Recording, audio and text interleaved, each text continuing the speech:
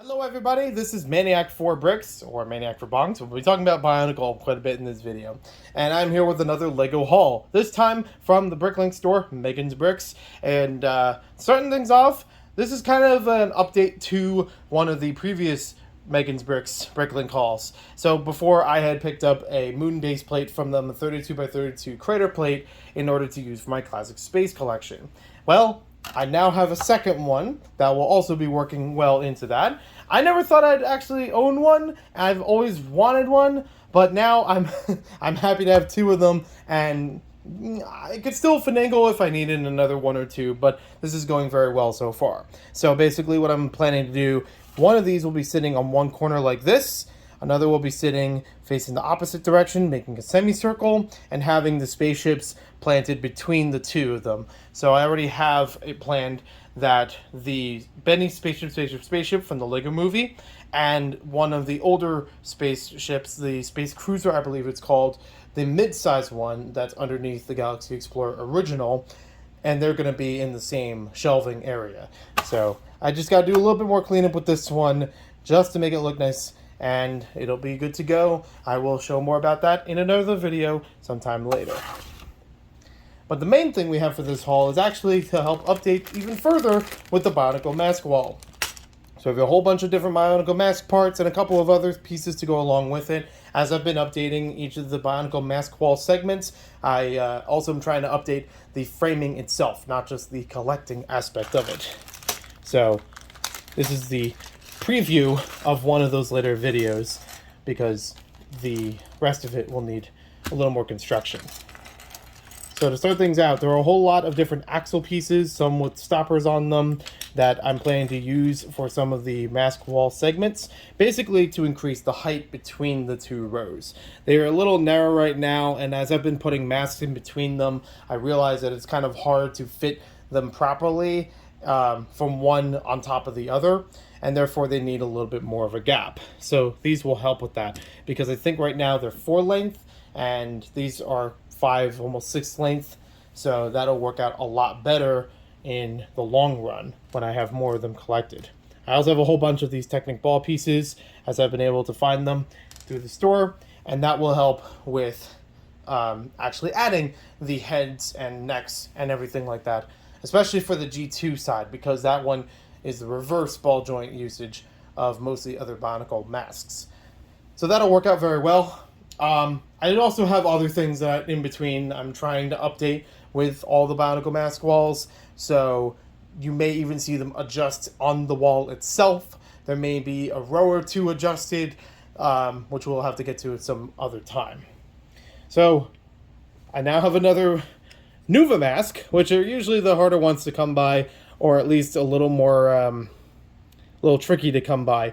I remember, I think it was 2 years ago at Brick Fair, Virginia, so like 2021, I believe, that I had picked up a whole bunch of Nuva masks, which were relatively cheap. Even if they were less favorable colors, there were ones I didn't already have. This one, I'm surprised that I was able to find. And funny, I keep looking at this one. This is the Hound Nuva in white. As I keep looking at this one, I'll have to link it down below or put an image here or something. But it reminds me of that infamous clip from, I believe, The Adventures of Mark Twain. It was some kind of animated movie where there was a character that had a mask that had this very organic look to it. Maybe I should make this mask as part of a mock in homage to that animated feature in that particular scene. I've done that before, where a mask would inspire me to create a Bionicle mock, so I'm no stranger to that. In fact, I still got to work on a Modem mock for this year, so there's more information to come for Bionicle content. Of course, we'll see more about that over time. And it's usually around this time, or Brick Fair, Virginia, that I will be airing the mock anyways, so that works out nicely. Usually right before Bio. Around the time of Bio Cup, or between then and, what's it called? Bionicle Day. August 10th. That's it. A couple of these masks I've now acquired, and I'm actually surprised I don't have any of them on the wall right now. Like, for some reason, the light blue one is the standard. That's the least hard to find one. That's the most common one out of these colors particularly. And yet, somehow, I don't have it up there. I know I have at least 2 of them in my collection, possibly 3. If I have more than that, then I'm still surprised I haven't come across them yet. But I'm sure that I will, and it will get updated when it is found. I've actually willingly bought a duplicate or two of them in light blue just because I knew it would go missing or other ones have gone missing in the past. So, go figure. We also have another one in dark gray for here and here. And with these, it'll actually help updating some of the entire rows.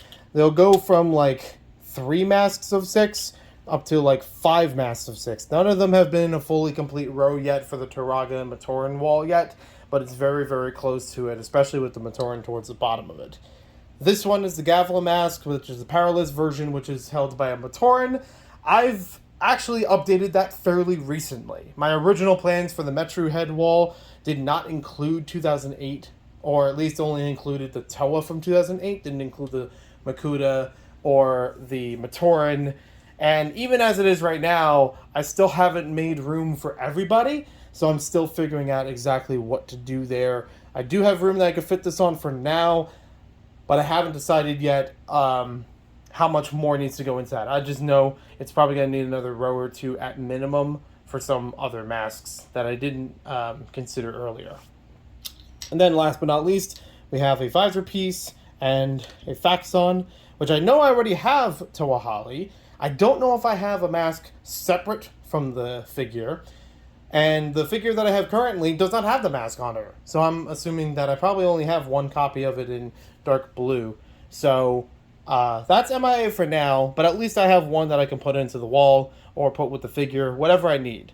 2007 is probably the one I'm the most picky about because it's the one that's on display in the Lego room on its own shelves. So there's not really many times where I'm going to really need to show both the Bionicle mask wall and the 2007 shelves at the same time or in the same frame, unless it's like a Lego room tour or something. So I have been robbing some of the figures from 2007, putting their masks on the Bionicle mask wall and showing that more complete.